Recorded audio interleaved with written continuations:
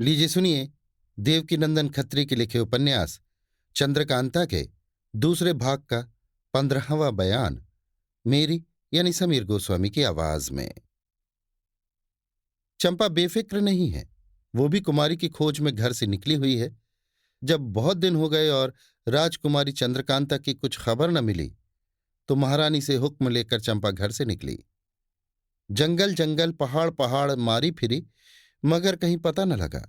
कई दिन की थकी मांदी जंगल में एक पेड़ के नीचे बैठकर सोचने लगी कि अब कहाँ चलना चाहिए और किस जगह ढूंढना चाहिए, क्योंकि महारानी से तो मैं इतना वादा करके निकली हूं कि कुंवर बीरेंद्र सिंह और तेज सिंह से बिना मिले और बिना उनसे कुछ खबर लिए कुमारी का पता लगाऊंगी। मगर अभी तक कोई उम्मीद पूरी न हुई और बिना काम पूरा किए मैं विजयगढ़ भी न जाऊंगी, चाहे जो हो। देखूं कब तक पता नहीं लगता। जंगल में एक पेड़ के नीचे बैठी हुई चंपा इन बातों को सोच रही थी कि सामने से चार आदमी सिपाहियाना पोशाक पहने, ढाल तलवार लगाए, एक एक तेगा हाथ में लिए आते दिखाई दिए। चंपा को देखकर उन लोगों ने आपस में कुछ बातें की, जिसे दूर होने के सबब चंपा बिल्कुल सुन न सकी, मगर उन लोगों के चेहरे की तरफ गौर से देखने लगी।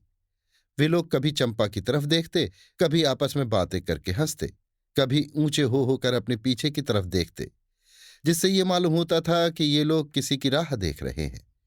थोड़ी देर बाद वे चारों चंपा के चारों तरफ जमा हो गए और पेड़ों के नीचे छाया देखकर बैठ गए। चंपा का जी खटका और सोचने लगी कि ये लोग कौन हैं, चारों तरफ से मुझको घेर कर क्यों बैठ गए और इनका क्या इरादा है। अब यहां बैठना न चाहिए। ये सोच उठ खड़ी हुई और एक तरफ का रास्ता लिया, मगर उन चारों ने न जाने दिया। दौड़कर घेर लिया और कहा, तुम कहाँ जाती हो? ठहरो, हमारे मालिक दम भर में आया ही चाहते हैं। उनके आने तक बैठो। वे आ जाएं, तब हम लोग उनके सामने ले चल के सिफारिश करेंगे और नौकर रखा देंगे। खुशी से तुम रहा करोगी। इस तरह से कहाँ तक जंगल जंगल मारी फिरोगी? चंपा, मुझे नौकरी की जरूरत नहीं जो तुम्हारे मालिक के आने की राह देखूं। मैं नहीं ठहर सकती। एक, नहीं नहीं, तुम जल्दी ना करो, ठहरो। हमारे मालिक को देखोगी तो खुश हो जाओगी। ऐसा खूबसूरत जवान तुमने कभी न देखा होगा। बल्कि हम कोशिश करके तुम्हारी शादी उनसे करा देंगे। चंपा, होश में आकर बातें करो, नहीं तो दुरुस्त कर दूंगी। खाली औरत न समझना। तुम्हारे ऐसे 10 को मैं कुछ नहीं समझती। चंपा की ऐसी बातें सुनकर उन लोगों को बड़ा अचंभा हुआ। एक का मुंह दूसरा देखने लगा। चंपा फिर आगे बढ़ी। एक ने हाथ पकड़ लिया। बस फिर क्या था। चंपा ने झट कमर से खंजर निकाल लिया और बड़ी फुर्ती के साथ दो को जख्मी करके भागी। बाकी के दो आदमियों ने उसका पीछा किया, मगर कब पा सकते थे। चंपा भागी तो, मगर उसकी किस्मत ने भागने न दिया। एक पत्थर से ठोकर खा बड़े जोर से गिरी। चोट भी ऐसी लगी कि उठ न सकी। तब तक ये दोनों भी वहां पहुंच गए। अभी इन लोगों ने कुछ कहा भी नहीं था कि सामने से एक काफिला सौदागरों का आ पहुंचा, जिसमें लगभग 200 आदमियों के करीब होंगे।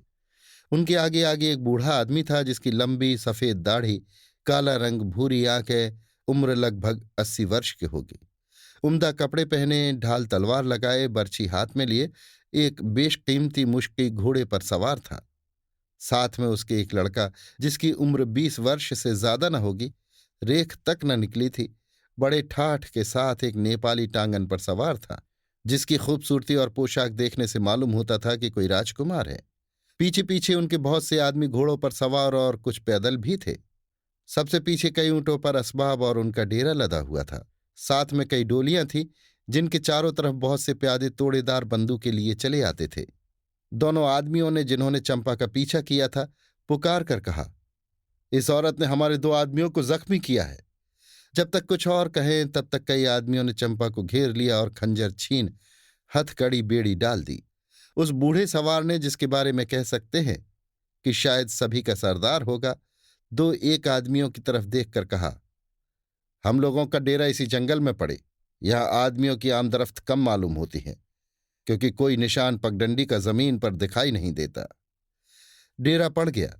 एक बड़ी रावटी में कई औरतें कैद की गई, जो डोलियों पर थीं। चंपा बेचारी भी उन्हीं में रखी गई। सूरज अस्त हो गया। एक चिराग उस रावटी में जलाया गया, जिसमें कई औरतों के साथ चंपा भी थी। 2 लौंडियां आईं, जिन्होंने औरतों से पूछा कि तुम लोग रसोई बनाओगी या बना बनाया खाओगी। सभी ने कहा हम बना बनाया खाएंगे, मगर 2 औरतों ने कहा हम कुछ न खाएंगे। जिसके जवाब में वे दोनों लौंडियां ये कहकर चली गई कि देखें कब तक भूखी रहती हो।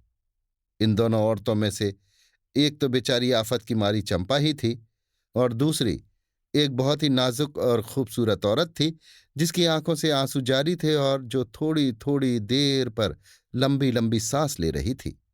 चंपा भी उसके पास बैठी हुई थी। पहर रात चली गई। सभी के वास्ते खाने को आया, मगर उन दोनों के वास्ते नहीं जिन्होंने पहले इनकार किया था। आधी रात बीतने पर सन्नाटा हुआ। पैरों की आवाज डेरे के चारों तरफ मालूम होने लगी, जिससे चंपा ने समझा कि इस डेरे के चारों तरफ पहरा घूम रहा है। धीरे धीरे चंपा ने अपने बगल वाली खूबसूरत नाजुक औरत से बातें करना शुरू किया।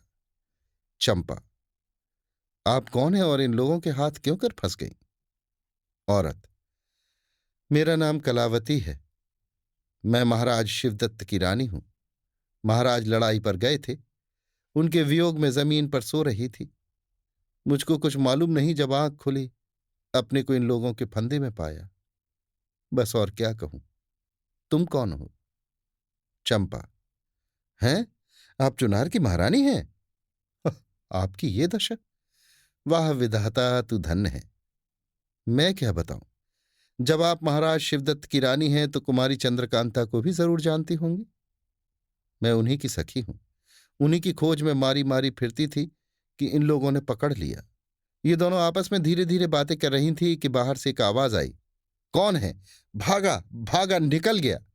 महारानी डरी, मगर चंपा को कुछ खौफ न मालूम हुआ। बात ही बात में रात बीत गई। दोनों में से किसी को नींद न आई। कुछ कुछ दिन भी निकल आया। वही दोनों लौंडियां जो भोजन कराने आई थीं, इस समय फिर आईं। तलवार दोनों के हाथ में थी। इन दोनों ने सभी से कहा, चलो पारी पारी से मैदान हुआ। कुछ औरतें मैदान गईं, मगर ये दोनों अर्थात महारानी और चंपा उसी तरह बैठी रहीं। किसी ने जिद भी न की।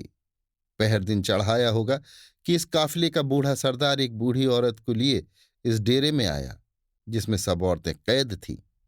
बुढ़ी, इतनी ही हैं या और भी? सरदार, बस इस वक्त तो इतनी ही हैं। अब तुम्हारी मेहरबानी होगी तो और हो जाएंगी। बुढ़ी, देखिए तो सही मैं कितनी औरतें फंसा लाती हूं। हाँ, आप बताइएगा किस मेल की औरत लाने पर कितना इनाम मिलेगा? सरदार, देखो ये सब एक मेल में है। इस किस्म की अगर लाओगी तो 10 रुपए मिलेंगे। चंपा की तरफ इशारा करके। अगर इस मेल की लाओगी तो पूरे 50 रुपए। महारानी की तरफ बताकर। अगर ऐसी खूबसूरत हो तो पूरे 100 रुपए मिलेंगे। समझ गई? बुढ़ी, हाँ मैं बिल्कुल समझ गई। इन सभी को आपने कैसे पाया? सरदार, ये जो सबसे खूबसूरत है, इसको तो एक खोह में पाया था, बेहोश पड़ी थी, और ये कल इसी जगह पकड़ी गई है। इसने मेरे 2 आदमी मार डाले हैं, बड़ी बदमाश है। बुढ़ी, इसकी चितवन ही से बदमाशी झलकती है। ऐसी ऐसी अगर 3-4 आ जाएं तो आपका काफिला ही बैकुंठ चला जाए। सरदार, इसमें क्या शक है। और वे सब जो हैं वो कई तरह से पकड़ी गई हैं। एक तो वो बंगाली की रहने वाली है। इसके पड़ोस ही में मेरे लड़के ने डेरा डाला था, अपने पर आशिक करके निकाल लाया। ये चारों रुपए की लालच से फंसी है, और बाकी सबों को मैंने उनकी माँ, नानी या वारिसों से खरीद लिया है। बस चलो अब अपने डेरे में बातचीत करेंगे। मैं बुढ़ा आदमी बहुत देर तक खड़ा नहीं रह सकता। बुढ़ी, चलिए। दोनों उस डेरे से रवाना हुए। इन दोनों के जाने के बाद औरतों ने खूब गालियां दी। मुंहे को देखो, अभी और औरतों को फंसाने की फिक्र में लगा है। ना मालूम ये बुढ़ी इसको कहाँ से मिल गई। बड़ी शैतान मालूम पड़ती है। कहती है, देखो मैं कितनी औरतें फंसा लाती हूं। हे परमेश्वर, इन लोगों पर भी तेरी कृपा बनी रहती है। ना मालूम ये डायन कितनी घर चौपट करेगी। चंपा ने उस बुढ़िया को खूब गौर करके देखा और आधे घंटे तक कुछ सोचती रही, मगर महारानी को सिवाय रोने के और कोई धुन न थी। हाय, महाराज की लड़ाई में क्या दशा हुई होगी। वे कैसे होंगे, मेरी याद करके कितने दुखी होते होंगे। धीरे धीरे यही कह के रो रही थी। चंपा समझाने लगी, महारानी सब्र करो, घबराओ मत। मुझे पूरी उम्मीद हो गई। ईश्वर चाहेगा तो अब हम लोग बहुत जल्दी छूट जाएंगे। क्या करूं, मैं हथकड़ी में पड़ी हूं। किसी तरह ये खुल जाती तो इन लोगों को मजा चखाती। लाचार हूं कि ये मजबूत बेड़ी सिवाय कटने के दूसरी तरह खुल नहीं सकती और इसका काटना यहां मुश्किल है। इस तरह रोते कलपते आज का दिन भी बीता। शाम हो गई। बुढ़ा सरदार फिर डेरे में आ पहुंचा, जिसमें औरतें कैद थीं। साथ में वही सवेरे वाली बुढ़िया आफत की पुड़िया एक जवान खूबसूरत औरत को लिए हुए थी। बुढ़िया: मिला लीजिए, अव्वल नंबर की है या नहीं? सरदार: अव्वल नंबर की तो नहीं, हाँ दूसरे नंबर की जरूर है। 50 रुपए की आज तुम्हारी बोहनी हुई, इसमें शक नहीं। बुढ़िया: खैर 50 ही सही, यहां कौन गिरह की जमा लगती है। कल फिर लाऊंगी, चलिए। इस समय इन दोनों की बातचीत बहुत धीरे धीरे हुई। किसी ने सुना नहीं, मगर होठों के हिलने से चंपा कुछ कुछ समझ गई। ये नई औरत जो आज आई बड़ी खुश दिखाई देती थी। हाथ पैर खुले थे। तुरंत ही इसके वास्ते खाने को आया। इसने भी खूब लंबे चौड़े हाथ लगाए, बेखटके सारा भोजन उड़ा गई। दूसरी औरतों को सुस्त और रोते देख हंसती और चुटकियां लेती थी। चंपा ने जी में सोचा, ये तो बड़ी भारी बला है। इसको अपने कैद होने और फंसने की कोई फिक्र ही नहीं। मुझे तो कुछ खटका मालूम होता है। अभी आप सुन रहे थे देवकीनंदन खत्री के लिखे उपन्यास चंद्रकांता के दूसरे भाग का 15वां बयान, मेरी यानी समीर गोस्वामी की आवाज में।